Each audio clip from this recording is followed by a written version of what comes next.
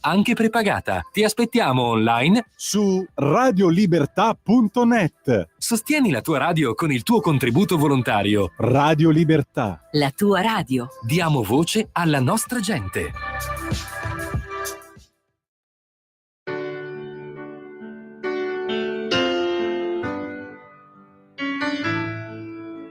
Va ora in onda Liberamente. Variazioni e scorribande con Giovanni Sallusti. Eccomi qua.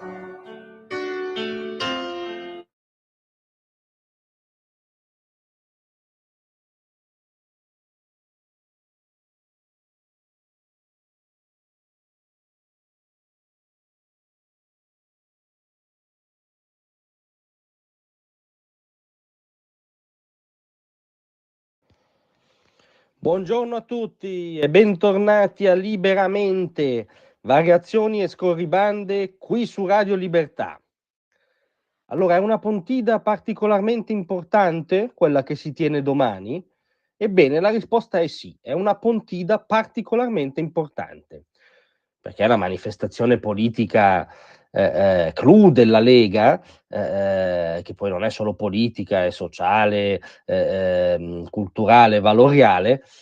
Quest'anno si svolge attorno alla parola d'ordine non è reato difendere i confini, ovviamente riferita anche all'affaire Salvini, cioè a quell'unico in Occidente di cui avremmo fatto volentieri a meno, per cui un politico deve rispondere in un'aula di tribunale di aver proposto appunto una linea politica in tema di immigrazione. Perché è molto importante? Perché questo approccio non è reato difendere i confini, ci ricorda un paio di cose non totalmente irrilevanti, diciamo, che potremmo chiamare la sovranità, la politica e anche l'unione delle due cose, la sovranità della politica. Perché anzitutto ribadire che non è reato difendere i confini ci ricorda che gli stati-nazione esistono, che le alternative ad essi le grandi burocrazie sovracontinentali a un generico cosmopolitismo multiculturale che è anche un minestrone astratto di culture non reggono alla prova dei fatti. Attenzione, stati-nazione non vuol dire statalismi. Qui siamo liberali filosoficamente, detestiamo l'intrusione del Leviatano nelle nostre vite, nelle nostre aziende, nei nostri fatturati, nelle nostre scelte esistenziali. Gli Stati-nazione sono però quel luogo in cui, bene o male, sono affermate storicamente le libertà dei moderni e quando funzionano in modo virtuoso, diciamo, dovrebbero occuparsi pienamente di poche cose chiare, decisive per lo sviluppo della collettività. Tra di esse ci sono sicuramente le due classiche, la sicurezza interna e la difesa esterna, che guarda caso sono diventate due parolacce per il mainstream di sinistra. Nella difesa esterna rientra sicuramente anche, vien da sé, la difesa dei confini, altra parolaccia per il mainstream di sinistra. E qui entra in gioco la politica, perché Matteo Salvini è il caso appunto di un politico che si presentò al momento connotante della democrazia, cioè le libere elezioni, proponendo un programma che metteva in testa una di quelle che oggettivamente è una delle priorità della contemporaneità, cioè la gestione del fenomeno, diciamo, dell'immigrazione di massa, non dell'immigrazione come fenomeno fisiologico dell'umanità, ma come fenomeno ormai patologico e legato a un traffico compulsivo di esseri umani. La proposta di Salvini era anzitutto di passare da una non gestione a una gestione,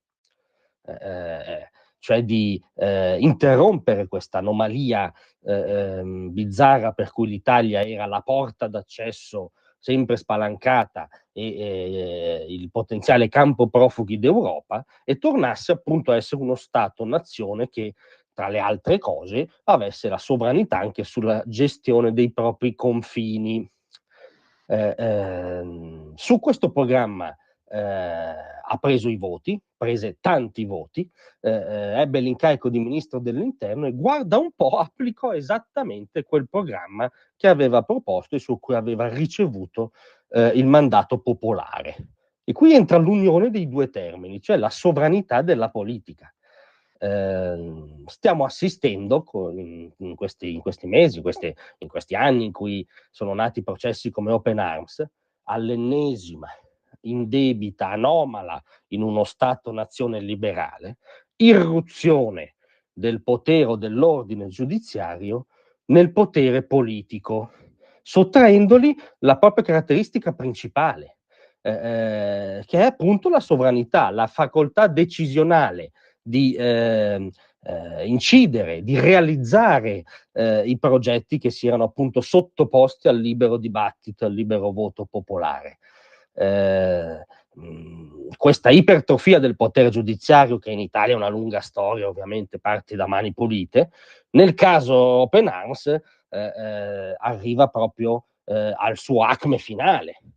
Perché se la prende direttamente con un provvedimento politico, no? Non fa neanche finta di aggredire la persona, diciamo, su altri suoi fronti biografici, imprenditoriali, come avvenne con Silvio Berlusconi, oggetto di una conclamata persecuzione. No, in questo caso direttamente si contesta a Salvini di aver avuto una certa idea della sovranità nazionale, di averla applicata una volta al governo con dei provvedimenti, cioè si vuole spogliare la politica della propria essenza, che è quella di proporre una visione della società, proporre dei provvedimenti coerenti con essa e avere la facoltà di realizzarli.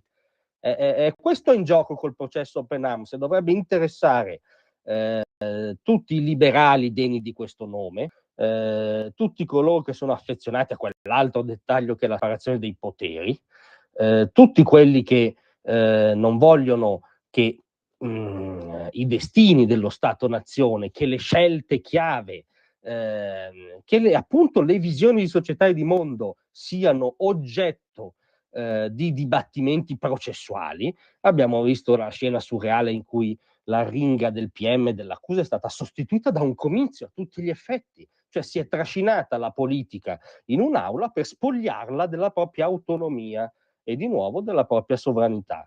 Ebbene, tutto questo è in gioco e queste sono le parole d'ordine che si vogliono ribadire domani a Pontida. Quindi sì, è una Pontida particolarmente importante e chiunque creda che gli Stati-nazione esistono, che la sovranità, anzitutto sulla tutela dei confini esiste, che l'autonomia e la sovranità della politica esistono, ebbene, tutti costoro hanno parecchi motivi per esserci domani a Pontida.